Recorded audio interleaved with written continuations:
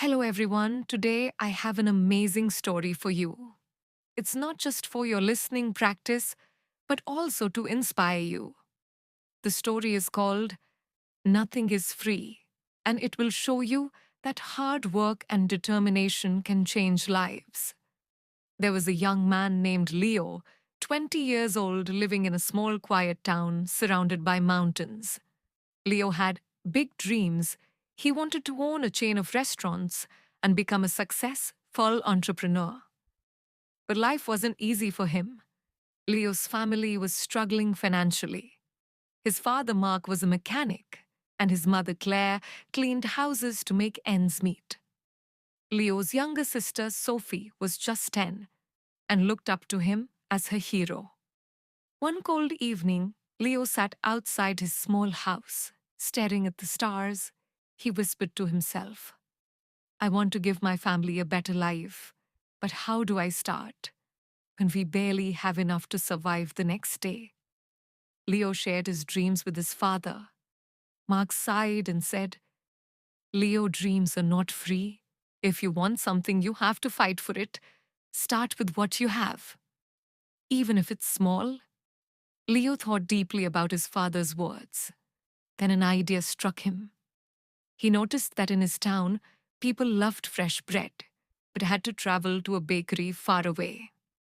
He decided to start selling fresh bread locally. But there was a problem. Leo had no money to buy the bread. He decided to take a chance and approach the bakery's owner, Mr. Anderson. Leo walked miles to meet Mr. Anderson, a grumpy old man who rarely trusted anyone with confidence. Leo said, Mr. Anderson, I want to sell your bread in my town, but I don't have money to buy it up front. Can you trust me? For 1 week, I will sell the bread, return your money, and keep a small profit. Mr. Anderson raised an eyebrow. And why should I trust you, young man? He asked. Leo replied firmly, because I'm determined and I will work hard to prove myself. After a long pause, Mr. Anderson said, All right, I'll give you bread for 1 week. If you fail to pay me back, don't bother coming here again. Leo was thrilled. Early the next morning, he carried the bread back to his town and set up a small stand near the park. He greeted every passerby with energy and a smile, saying, Fresh bread, warm and delicious. At first, people were hesitant. They didn't know if the bread was good. But Leo offered free samples and soon had his first customer. By the end of the day, he had sold all the bread and made a small profit that evening. He returned to Mr. Anderson and paid him back. The old man nodded and said, You kept your word, come back tomorrow. From then on, Leo worked tirelessly. He woke up at 4 a.m., walked to the bakery, carried bread to his town, and sold it with passion. After 2 months, he had saved enough money to buy a small cart, making it easier to transport more bread. One day, a customer suggested, Leo, why don't you bake your own bread? You're good at selling, but if you bake, you'll make more profit. This idea excited Leo, but it also scared him. He had never baked anything in his life. This was the moment where Leo realized nothing is free, not success, not knowledge, not growth. If I want to succeed, I must take risks and learn. Leo couldn't stop thinking about the idea of baking his own bread. If he could bake, he wouldn't have to rely on Mr. Anderson, and his profit would grow. But there was one big problem: he didn't know how to bake. Leo decided to ask Mr. Anderson for help the next morning after delivering his payment. Leo said, Mr. Anderson, can you teach me how to bake? The old man frowned. Why should I teach you? If you bake, you won't buy from me anymore. That's bad for my business. Leo looked at him and said, You're right, but I won't forget the man who gave me my first chance. If I succeed, I'll make sure to help your bakery too. Mr. Anderson thought for a moment, then said, Fine, but baking isn't easy. It takes time, patience, and hard work. If you're ready for that, I'll teach you the lessons. Began early the next morning.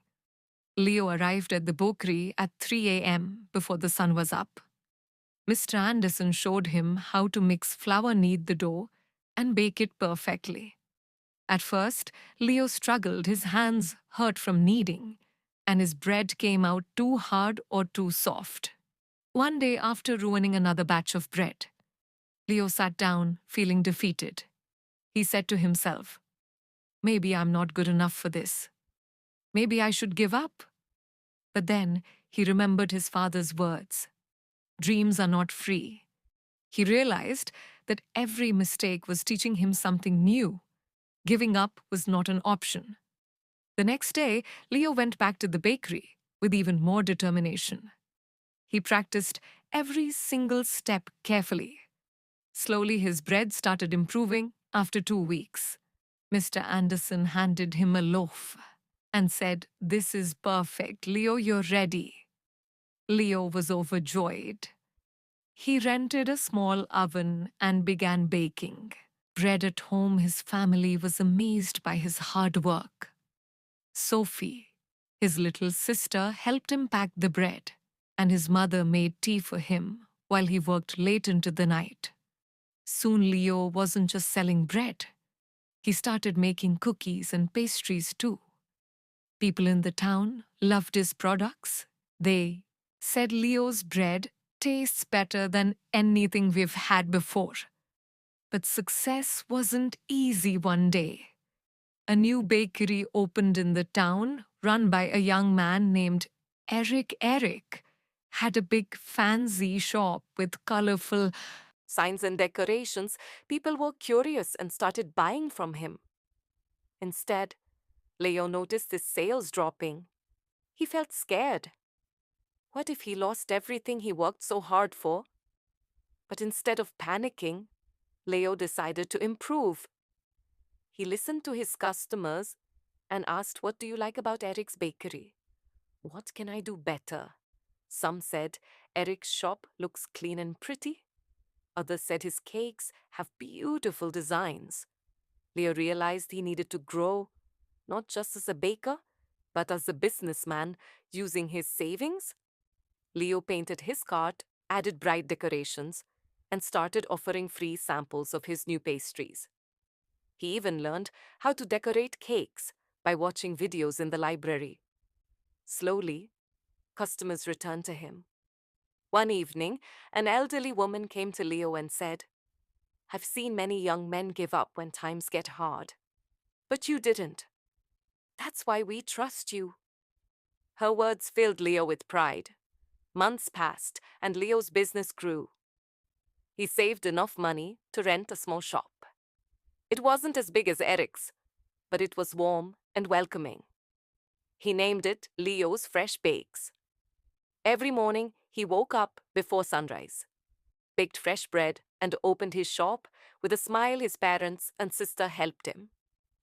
Sophie, now 11, loved talking to customers, and Claire managed the accounts. But Leo knew this wasn't the end of his journey. He wanted to reach more people, make his family proud, and prove to himself that anything is possible. With hard work, Leo's Bakery, Leo's Fresh Bakes, was becoming the heart of the town. People loved his fresh bread, cakes, and pastries. Business was growing, and his family was proud of him. But life wasn't done, testing Leo one stormy night as Leo was closing his shop. He noticed smoke coming from the bakery. He rushed inside and saw that a small fire had started near the oven. He quickly grabbed water and managed to stop the flames. But much of his equipment was damaged the next morning when the townspeople heard about the fire. They came to check on him. Some said, "Oh no, what will Leo do now?" Others whispered, "Maybe this is the end for him." Leo felt heartbroken, but not defeated. He stood outside his bakery and said, "This is just a challenge. I faced struggles before, and I will face this too. I won't give up." He took a deep breath and began making a plan. He calculated how much money he had saved and realized it wasn't enough to replace all the equipment. For a moment, fear crept in, but Leo remembered his journey, how he started with nothing but a dream and hard work. Instead of sitting and worrying, Leo asked for help. He approached Mr. Anderson, who had retired, and said, "Sir, I need advice. What would you do if you were me?" Mr. Anderson smiled and said, "Leo, you already know the answer. You've taught yourself that nothing is free. Work harder. Believe in yourself, and people will believe in you too." Inspired, Leo decided to rebuild. He didn't wait for someone to rescue him. He started baking at home again with the little equipment he had left. He told his customers, "I won't let you down.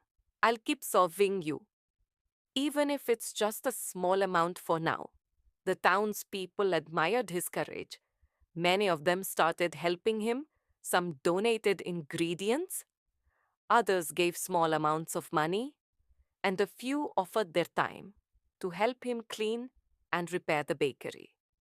Leo realized something important: when you work hard and never give up, people notice they want to help someone who helps themselves.